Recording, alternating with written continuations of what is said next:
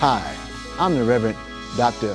E.C. Carroll, one of the associate ministers here at the Fountain of Raleigh, where the blessings never stop flowing under the leadership of our pastor, Reverend Paul L. Anderson. I want to share with you today for our meditation coming from the Gospel of Mark, chapter 5, verses 15 through 20. Then they came to Jesus and saw the one who had been demon-possessed and had the legion sitting and clothed in his right mind, and they were afraid.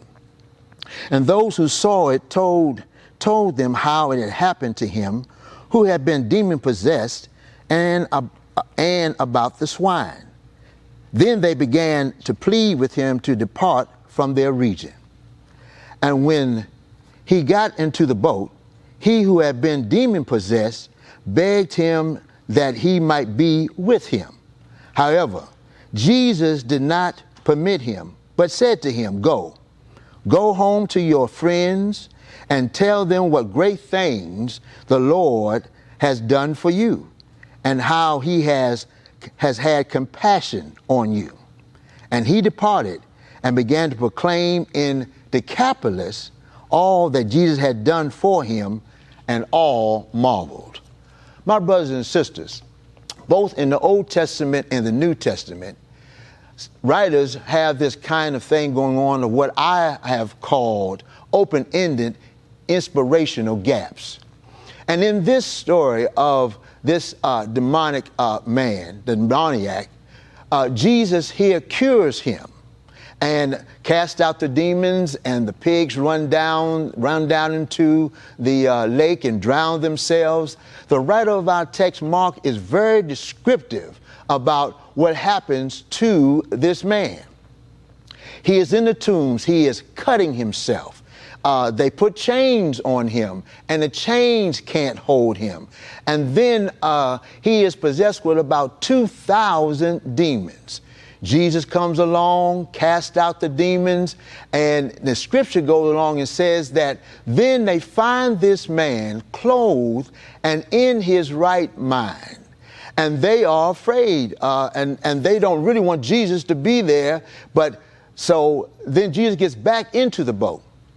When he gets back into the boat, look what happens. The man that was demon-possessed, he goes to him and he says, Jesus, please let me go with you. Can I come with you?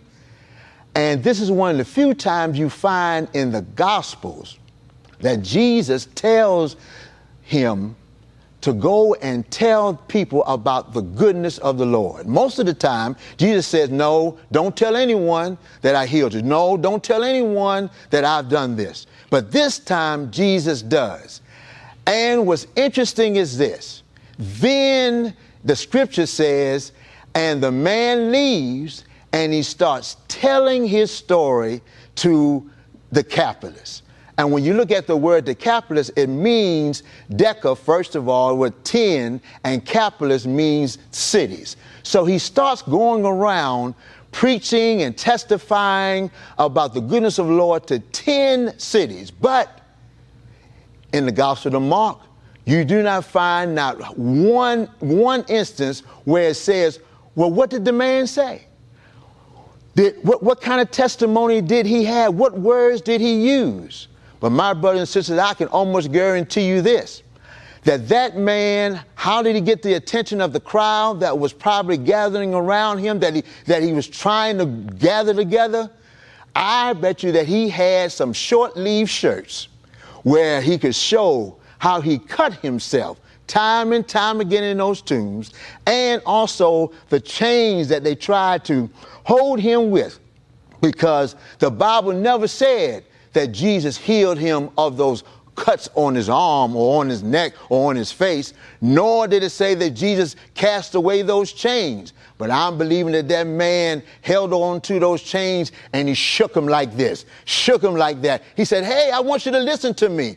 God has been good to me. And so, my brothers and sisters, for this meditation here, this is what I want you to think about. When was the last time you told someone of the goodness of the Lord? When was the last time maybe you shared it with a loved one, You shared it with a family member, or you yourself in your silent time sat down and you thought about and how good God has been, and started, as my grandmother would say, how you started count your many blessings and see what God has done. Until the next time, take care, and God bless, and have a great day. To sow a seed to the Fountain of Raleigh Fellowship, visit our newly redesigned website, thefountainofraleigh.org, and select Sow a Seed from the homepage. Also, giving has been made easier with the new Fountain of Raleigh app, available now in the Apple App Store and Google Play Store. Download today, select Giving from the main menu, and then follow the directions to complete your giving through Subsplash. Thank you so very much for your prayerful support and all the things that we have done in ministry to help so many others. We thank you so very much for your generous support in times past, and we thank you for your present support and what you will do in the future. May God richly bless you, exceedingly and abundantly above all that you're able to ask, say, or think, according to his power at work in you. God bless you.